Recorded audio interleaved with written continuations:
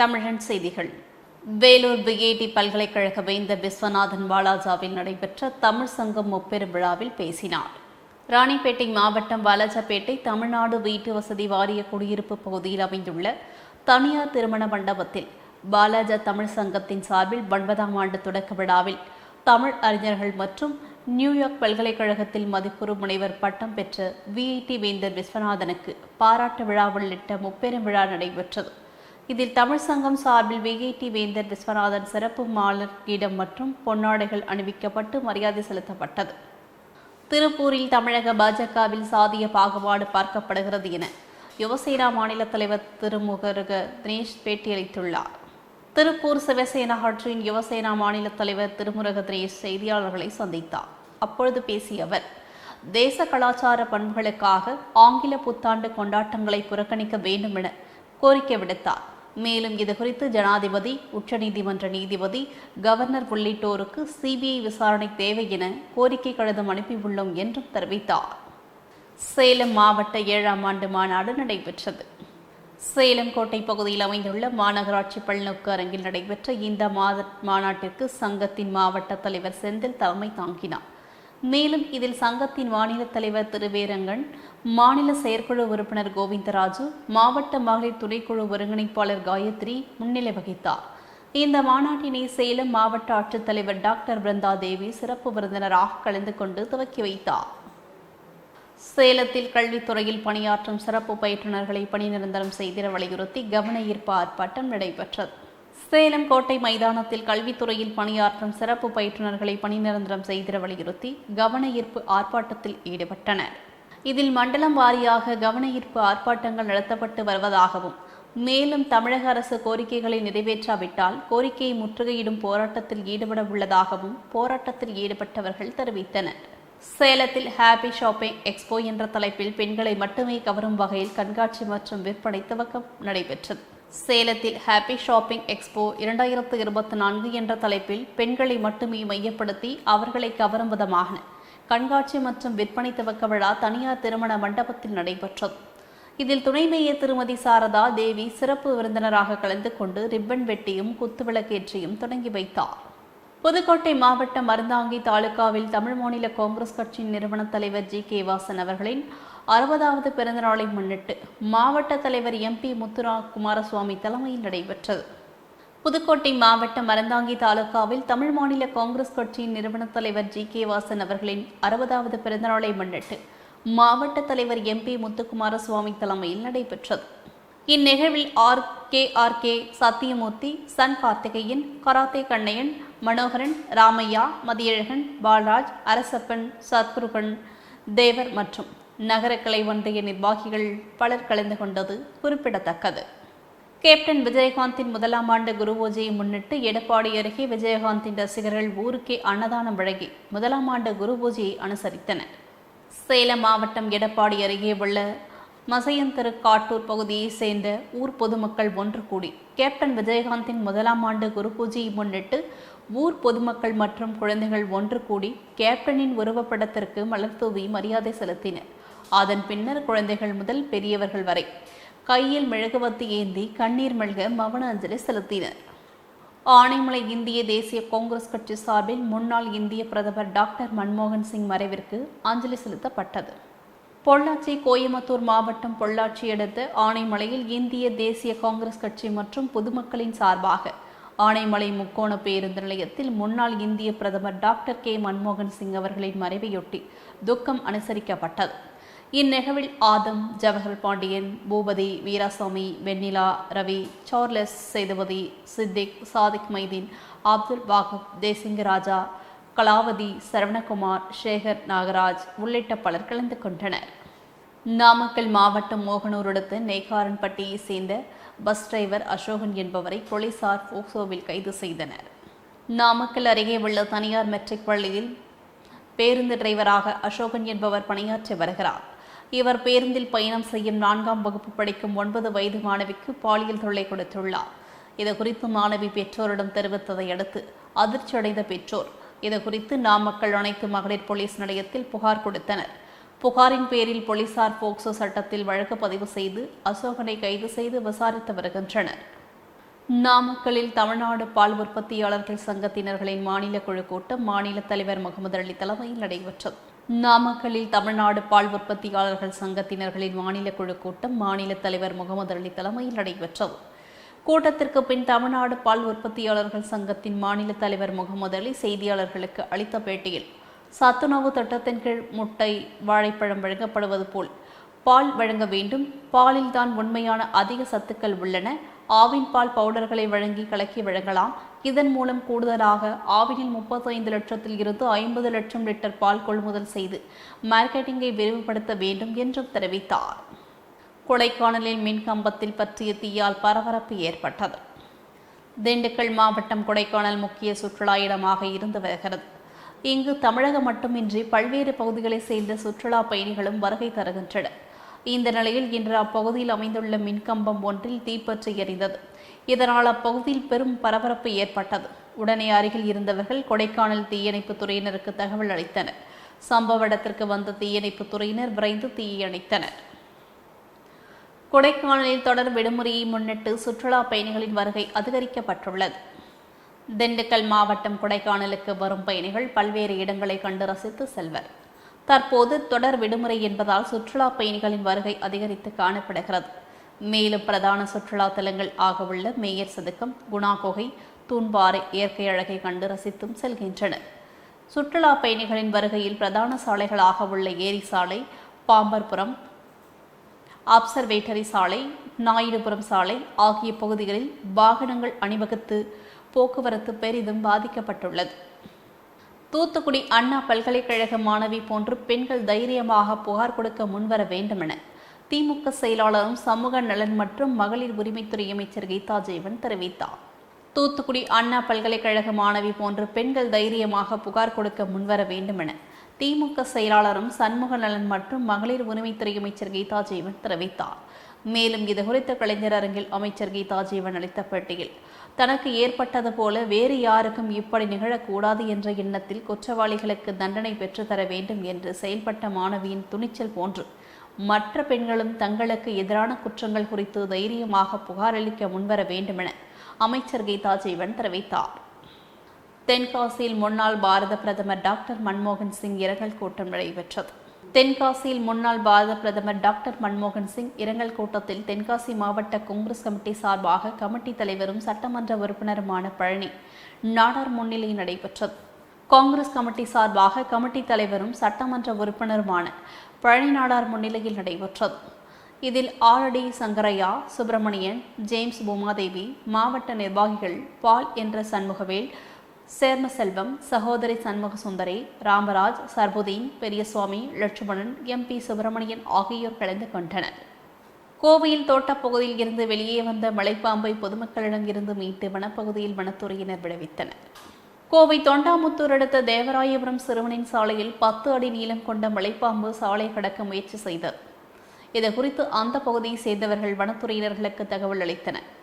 இந்நிலையில் சம்பவ இடத்திற்கு வந்த வனத்துறையினர் 10 அடி நீளம் கொண்ட மலைப்பாம்பை பிடித்து மீண்டும் அடர்ந்த வனப்பகுதிக்குள் விடுவித்தனர்.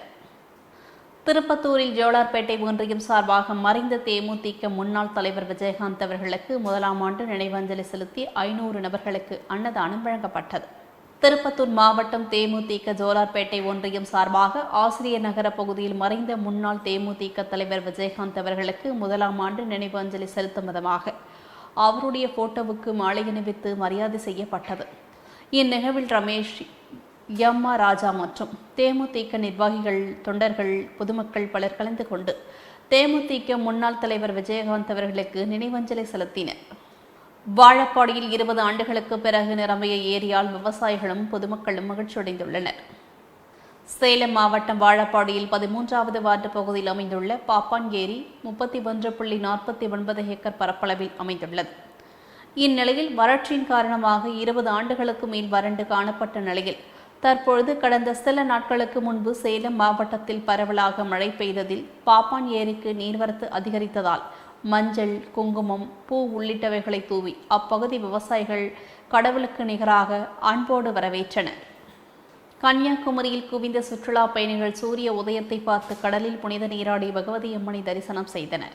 கன்னியாகுமரியில் முக்கடலும் சங்கமிக்கும் திருவேணி சங்கமம் கடற்கரை பகுதியில் அதிகாலையில் குவிந்த சுற்றுலா பயணிகள் சூரிய உதயமான காட்சியை பார்த்து ரசித்தனர். அதனைத் தொடர்ந்து முக்கடல் சங்கமத்தில் புனித நீராடி பகவதியம்மன் கோவிலில் தரிசனம் செய்தனர். பின்னர் கடலின் நடுவே அமைந்துள்ள விவேகானந்த நினைவு மண்டபத்தை பார்வையிட படகுத்துறையினர் நீண்ட நேரம் விவசாயில் காத்திருந்து படகில் சென்று பார்வையிட்டனர். மேலும் சுற்றுலா தலங்களான காந்தி நினைவு மண்டபம், காமராஜர் மணிமண்டபம், சுனாமி நினைவு பூங்கா உட்பட அனைத்து இடங்களிலும் காலையில் இருந்து சுற்றுலா பயணிகளின் கூட்டம் அலைமோதியது. இதனால் கன்னியாகுமரி களைகட்டியது. ஈரோடு மாவட்டத்தில் சுதந்திர போராட்ட மாவீரன் பொல்லான் 250வது பிறந்த நாளில் தமிழ் சிறுத்தைகள் கட்சியின் சார்பில் நிறுவன தலைவர் சு. அகத்தியன் தலைமையில் மாவீரன் பொல்லாக்கு மாலை அணிவித்து மரியாதை செலுத்தப்பட்டது. ஈரோடு மாவட்டத்தில் சுதந்திர போராட்ட மாவீரன் பொல்லான் 251வது பிறந்த நாளில் தமிழ் சிறுத்தைகள் கட்சியின் சார்பில் நிறுவனர் தலைவர் சு. அகத்தியன் தலைமையில் மாவீரன் பொல்லானுக்கு மாலை அணிவித்து மரியாதை செலுத்தப்பட்டது. இதில் பொதுச் செயலாளர் ஆ. செந்தில், மாநில மகளிர் பொதுச் செயலாளர் அம்சவேணி கனகராஜ், மாவட்ட தலைவர் மு. பிரகாஷ், பொறுப்பாளர் சரவணன் உட்பட நிர்வாகிகள் பலர் கலந்து கொண்டனர். வேலவன் கலைக்கூடம் சிலம்பம் பயிற்சி பள்ளி சார்பாக மெய்யூர் பகுதியில் சிலம்பம் தகுதி தேர்வு நடைபெற்றது. செங்கல்பட்டு மாவட்டம் மதுராந்தகம் ஒன்றியம் வேலவன் கலைக்கூடம் சிலம்பம் பயிற்சி பள்ளி சார்பாக மெய்யூர் பகுதியில் சிலம்பம் தகுதி தேர்வு நடைபெற்றது.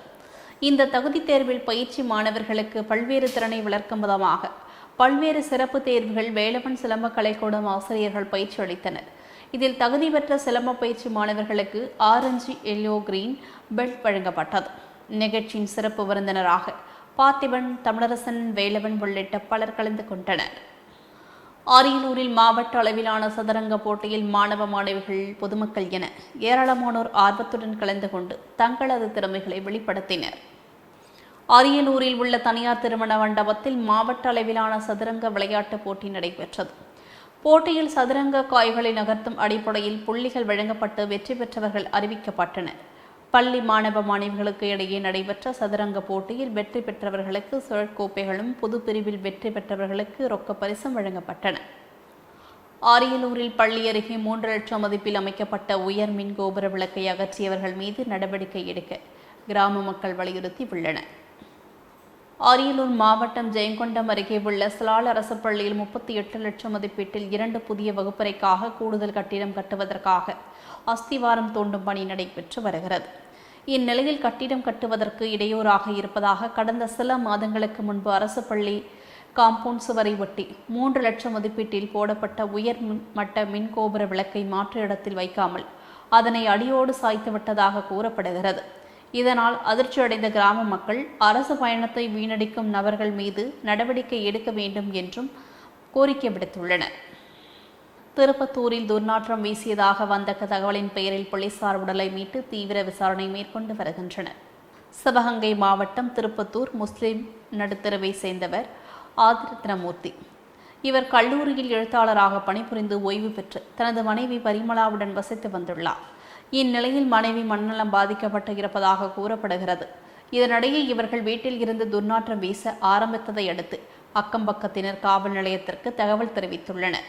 அதன் பேரில் போலீசார் விரைந்து வந்து பார்த்தபோது ஆதிரத்தினமூர்த்தி கட்டிலில் அழுகிய நிலையில் இறந்து கிடந்ததும், மேலும் அவர் இறந்து 3 நாட்களுக்கு மேல் இருக்கும் என்பதால் அழுகிய நிலையில் துர்நாற்றம் வீசியதும் தெரிய வந்தது.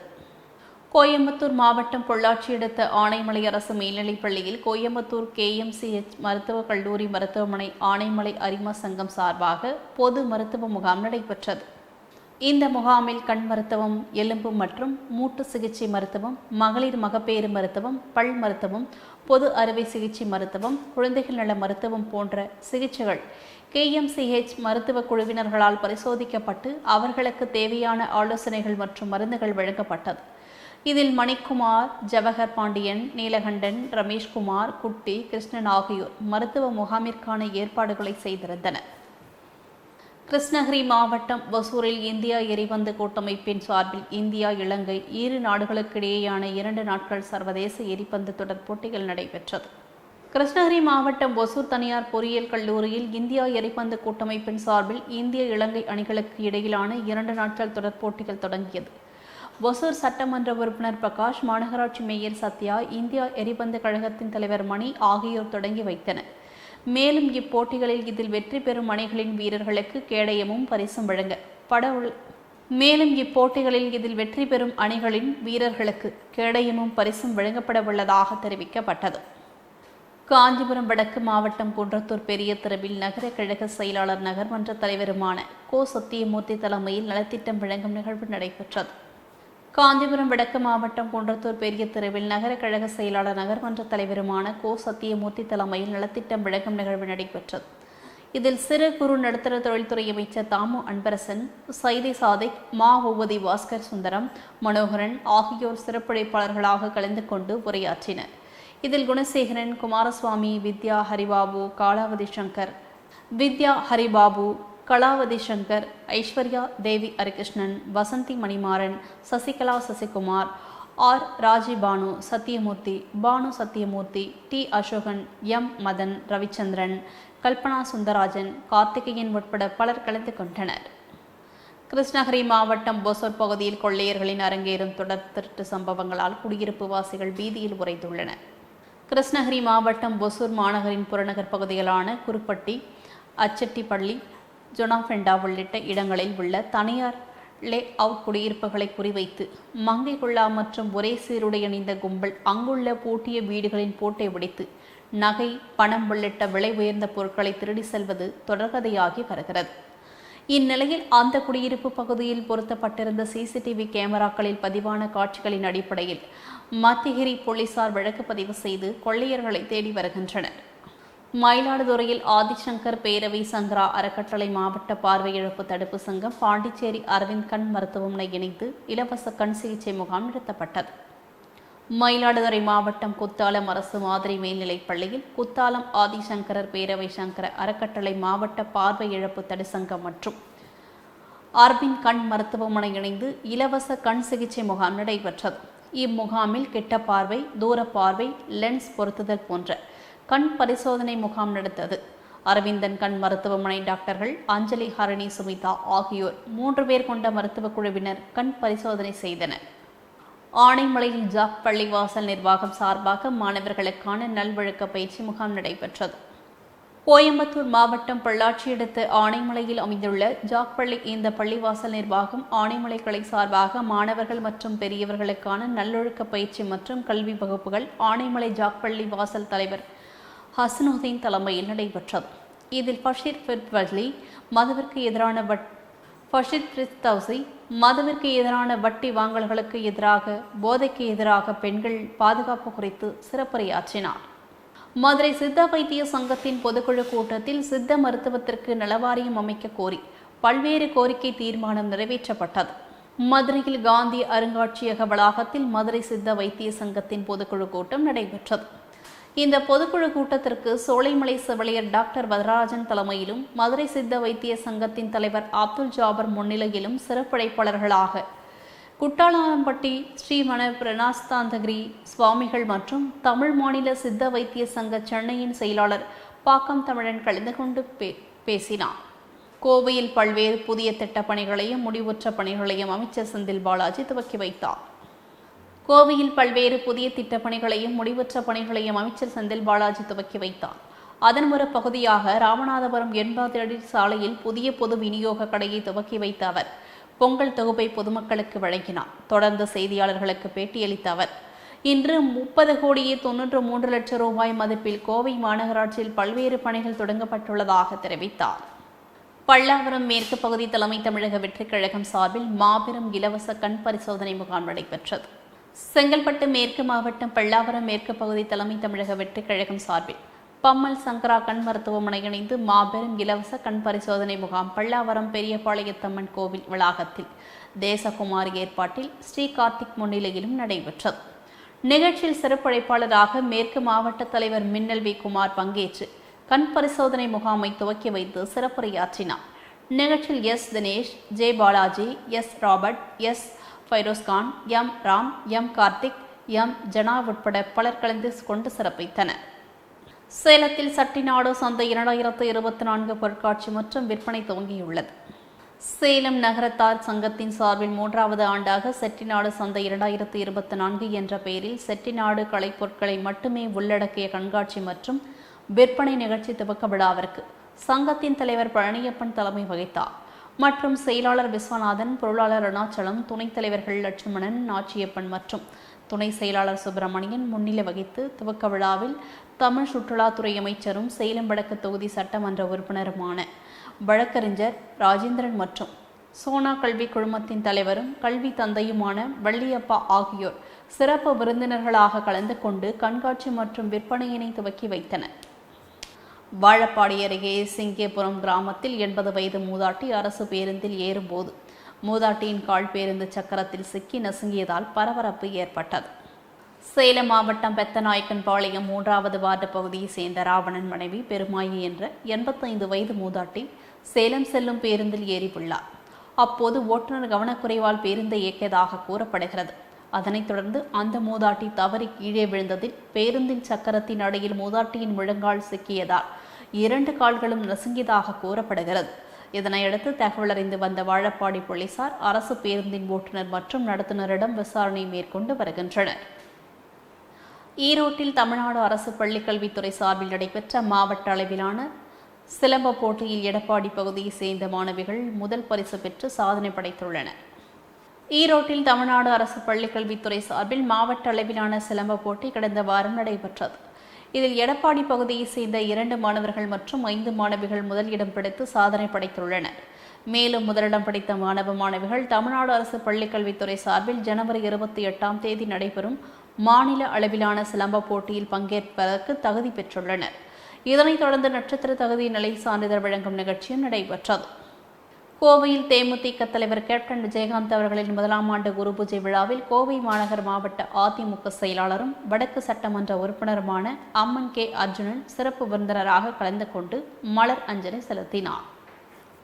கோவை மாநகர மாவட்ட கழக செயலாளர் சிங்கை சந்திர தலைமையில் கோவை பாப்பநாயக்கன் பாளையம் பகுதியில் கேப்டன் விஜயகாந்த் அவர்களுக்கு மலரஞ்சலியும் ஏழை எளிய மக்களுக்கு அன்னதானமும் வழங்கும் நிகழ்ச்சி நடைபெற்றது. இந்த நிகழ்ச்சியில் அதிமுக சார்பில் கோவை மாநகர மாவட்ட செயலாளரும் வடக்கு சட்டமன்ற உறுப்பினருமான அம்மன் கே அர்ச்சனன் மற்றும் அதிமுக முக்கிய நிர்வாகிகளும் கலந்து கொண்டு மறைந்த கேப்டன் விஜயகாந்தின் திருவுருவப் படத்திற்கு மலர் தூவி அஞ்சலி செலுத்தினர். நாமக்கல் மாவட்டம் ராசிபுரம் அடுத்த நாமகிரிப்பேட்டை ஒன்றியத்தில் மாற்றுத்திறனாளிகள் தின விழா நடைபெற்றது. நாமக்கல் மாவட்டம் ராசிபுரம் அருகே உதவிக்கர மாற்றுத்திறனாளர் நல்வாழ்வு சங்கம் சார்பில் நடைபெற்ற மாற்றுத்திறனாளிகள் தின விழாவில் திமுக ஒன்றிய செயலாளர் KP ராமசாமி குத்துவிளக்கேற்றி துவக்கி வைத்தார். இதில் 100க்கும் மேற்பட்ட மாற்றுத்திறனாளிகள் கலந்து கொண்ட கலை நிகழ்ச்சிகள் நடைபெற்ற நிலையில் மாற்றுத்திறனாளிகளின் நடனத்தை கண்டு ஏங்கிய குழந்தையை கையில் சுமந்து கொண்டு மேடையில் நடனமாடிய தாயின் வீடியோ தற்போது வைரலாகி வருகிறது. நாமக்கலில் ஆஞ்சநேய ஜெயந்தி விழாவில் பக்தர்கள் நெரிசலின்றி தரிசனம் செய்ய சிறப்பு ஏற்பாடுகள் செய்யப்பட்டுள்ளது. நாமக்கல் நகரில் 18 அடி உயர விஸ்வரூப ஆஞ்சநேய சுவாமிக்கு நாளை 1,08,000 வடை மாலைகள் சாத்தப்பட உள்ளது. இதில் அதிகாலை 5 மணி முதல் காலை 10 மணி வரை வடைமாலை அலங்காரத்தில் பக்தர்களுக்கு காட்சியளிக்கும் ஆஞ்சநேயருக்கு காலை 11 மணிக்கு பால் மற்றும் பல்வேறு வாசனை திரவியங்களை கொண்டு சிறப்பு அபிஷேகம் நடைபெற உள்ளது. இந்த நிலையில் நாமக்கல் மாவட்ட ஆட்சியர் உமா அனுமன் ஜெயந்தி விழா ஏற்பாடுகள் குறித்து ஆய்வு செய்தார். சிவகங்கையில் அரிசி கடைவாசலில் நிறுத்தியிருந்த இருசக்கர வாகனத்தை ஊனமுற்றோர் போல் வந்து திருடி செல்லும் CCTV காட்சி சமூக வலைத்தளங்களில் வைரலாகி உள்ளது. சிவகங்கை மாவட்டம் காரைக்குடி புதிய பேருந்து நிலையத்தில் இருந்து ரயில் நிலையம் செல்லும் சாலையில் மாதா அரிசி கடை உள்ளது. இந்நிலையில் கடை உரிமையாளரின் இருசக்கர வாகனத்தை ஊனமுற்றோர் போல் வந்த நபர் ஒருவர் லாவகமாக மாட்டு சாவி போட்டு எடுத்து செல்லும் காட்சி தற்போது சமூக வலைதளங்களில் வைரலாகி வருகிறது. நாமக்கல் மாவட்டம் பரமத்தி வேலூர் அருகே கூலி தொழிலாளி அடித்து கொலை செய்யப்பட்ட சம்பவம் பரபரப்பை ஏற்படுத்தியுள்ளது. நாமக்கல் மாவட்டம் பெருமபாளையத்தை சேர்ந்த சேரங்கன் மனைவி வளர்மதி. இந்நிலையில் கடந்த 10 ஆண்டுகளுக்கு முன்பு இவரது கணவர் இறந்ததாக கூறப்படுகிறது. இந்த நிலையில் இவருக்கு துரைசாமி என்பவருக்கு பழக்கம் ஏற்பட்டு பின்னர் இதுவே நாளடைவில் கள்ளக்காதலாக மாறியுள்ளது. இந்நிலையில் துரைசாமி மது அருந்துவிட்டு வளர்மதியுடன் தகராறில் ஈடுபட்டு வந்ததாக கூறப்படுகிறது. இதனால் ஆத்திரமடைந்த வளர்மதி அருகில் கிடந்த கட்டையை எடுத்து துரைசாமியை சரமாரியாக தாக்கியுள்ளார். இதில் நிலை தடுமாறி கீழே விழுந்த துரைசாமி சம்பவ இடத்திலேயே துடிதுடித்து பரிதாபமாக உயிரிழந்துள்ளார். இச்சம்பவம் அப்பகுதியில் பரபரப்பை ஏற்படுத்தியுள்ளது. வேலூர் ஸ்ரீபுரம் நாராயணி மருத்துவமனையில் ரூபாய் 2 கோடிக்கான மருத்துவ உதவிகளை MLA துவக்கி வைத்தார். வேலூர் ஸ்ரீபுரம் நாராயணி மருத்துவமனை மற்றும் ஆராய்ச்சி மையத்தில் ஸ்ரீசக்தி அம்மா அவர்களின் பிறந்தநாளினை முன்னிட்டு ரூபாய் 2 கோடி மதிப்பில் 49 தம்பதிகளுக்கு குழந்தையின்மை சிகிச்சையும் 49 பயனாளிகளுக்கு கண்புரை அறுவை சிகிச்சையும் 49 குழந்தைகளுக்கு முழு உடற்பரிசோதனை மற்றும் பல மருத்துவ சிகிச்சைகளும் இலவசமாக வழங்கப்பட உள்ளது. மேலும் மருத்துவமனை இயக்குநர் டாக்டர் பாலாஜி தலைமையில் நடைபெற்ற இந்த திட்ட தொடக்க விழாவினை அணைக்கட்டு எம்எல்ஏ நந்தகுமார் குத்துவிளக்கேற்றி தொடங்கி வைத்தார். இதில் மாவட்ட ஊராட்சி குழு தலைவர் மூபாபு, மருத்துவமனை கண்காணிப்பாளர் கீதா இனியவன், துணை கண்காணிப்பாளர் சக்திவேல் மற்றும் பல மருத்துவர்கள், அலுவலர்கள் உடனிருந்தனர். கன்னியாகுமரி மாவட்டம் நாகர்கோவில் அருகே ஏட்டாமடையை சேர்ந்த பார்வதிபுரம் மின்சார அலுவலகத்தில் பணிபுரியும் கேங்மேன் மின்சார கம்பத்தில் ஏறி நின்று பழுது பார்க்கும் பொழுது மின்சாரம் தாக்கி பலியாகினார். கன்னியாகுமரி மாவட்டம் எட்டாமடை ஊரை சேர்ந்த அஸ்வின் குமார் என்பவருக்கு திருமணமாகி ஒரு ஆண் பிள்ளை உள்ளது. இவர் பார்வதிபுரம் மின் பகிர்மான கழகத்தில் பணியாற்றி வருகிறார். இந்நிலையில் இவர் குமரி கழனியில் உள்ள மின் கம்பத்தில் ஏறி பணி செய்யும் போது நிலை தடுமாறி மின்கம்பத்தில் இருந்து கீழே விழுந்து சம்பவ இடத்திலேயே உயிரிழந்தார். இதுகுறித்து விளசேரி போலீசார் விசாரணை மேற்கொண்டு வருகின்றனர். திருப்பூர் அவினாசி ரோட்டில் உள்ள கருப்பாராய சுவாமி திருமண மண்டபத்தில் இரத்த தான முகாம் நடைபெற்றது. திருப்பூர் அவினாசி ரோட்டில் உள்ள கருப்பராய சுவாமி திருமண மண்டபத்தில் இரத்த தான முகாம் நடைபெற்றது. இந்த நிகழ்ச்சியில் கொங்கு முன்னேற்ற கழகத்தின் பொதுச் செயலாளர் கொங்கு ஈஸ்வரன் கலந்து கொண்டு இரத்த தான முகாமை துவக்கி வைத்தார். இதில் திருப்பூர் ஸ்ரீகுமரன் மருத்துவமனையோடு இணைந்து நடத்தப்பட்ட இந்த இரத்த தான முகாமில் 100க்கும் மேற்பட்டோர் இரத்த தானம் செய்தனர். கன்னியாகுமரி சன்செட் பாயிண்ட் பகுதியில் அமைக்கப்பட்ட 200க்கும் மேற்பட்ட தற்காலிக கடைகள் அகற்றப்பட்டதால் வியாபாரிகள் வேதனையடைந்தனர். கன்னியாகுமரி கடல் நடுவே 133 அடி உயரம் உள்ள திருவள்ளுவர் சிலை அமைக்கப்பட்டு வெள்ளி விழா வருகின்ற 30, 31, 1 ஆகிய தேதிகளில் தமிழக அரசு சார்பில் விழா கொண்டாட இருக்கிறது. இந்நிலையில் இந்த விழாவில் கலந்து கொள்ளும் முதல்வர், அமைச்சர் உட்பட நிகழ்ச்சிக்கு வருகை தருவோர்களின் கார்களை நிறுத்துவதற்காக கன்னியாகுமரி சன்செட் பாயிண்ட் பகுதியில் அமைக்கப்பட்ட தற்காலிக கடைகளை பேரூராட்சி நிர்வாகத்தினர் அகற்றியுள்ளனர். இதனால் அங்கு கடைகள் அமைத்த வியாபாரிகள் வேதனையடைந்துள்ளனர். சிவகங்கை மாவட்டம் சிங்கப்புணரை அருகே கோவிட்பட்டியில் கிராமப்புற மாணவ மாணவிகளுக்கு உதவிடும் வகையில் மிதிவண்டி மற்றும் கல்வி உதவித்தொகை வெளிநாட்டு வாழ் தமிழர்களால் அமைக்கப்பட்டுள்ள ஏஐட் இந்தியா அமைப்பின் மூலம் வழங்கப்பட்டது. சிவகங்கை மாவட்டத்தில் கோவில்பட்டியில் கிராம மாணவ மாணவியர்களின் கல்வி வாழ்வாதாரத்தை உயர்த்தும் விதமாக பல்வேறு உதவிகளை கடந்த 15 ஆண்டுகளாக செய்து வருகின்றனர். இந்நிலையில் இந்த கிராமத்தை சேர்ந்த அரசு பள்ளியில் படிக்கும் மாணவ மாணவியர்களுக்கு மிதிவண்டியும் கல்வி உதவித்தொகையும் வழங்கும் நிகழ்ச்சி நடைபெற்றது. இதில் 1ஆம் வகுப்பு படிக்கும் மாணவி வைஷ்ணவி கண்களை கட்டிக்கொண்டு 15 விதமான யோகாசனங்கள் செய்து காண்பித்தும் மாணவிகள் சிலம்பாட்டம் ஆடி அசத்தினர். இத்துடன் செய்திகள் நிறைவடைகின்றன. மீண்டும் செய்திகள் 8:30 மணிக்கு. தொடர்ந்து பல்வேறு நிகழ்ச்சிகளை காண இணைந்திருங்கள் தமிழன் தொலைக்காட்சியுடன். வணக்கம்.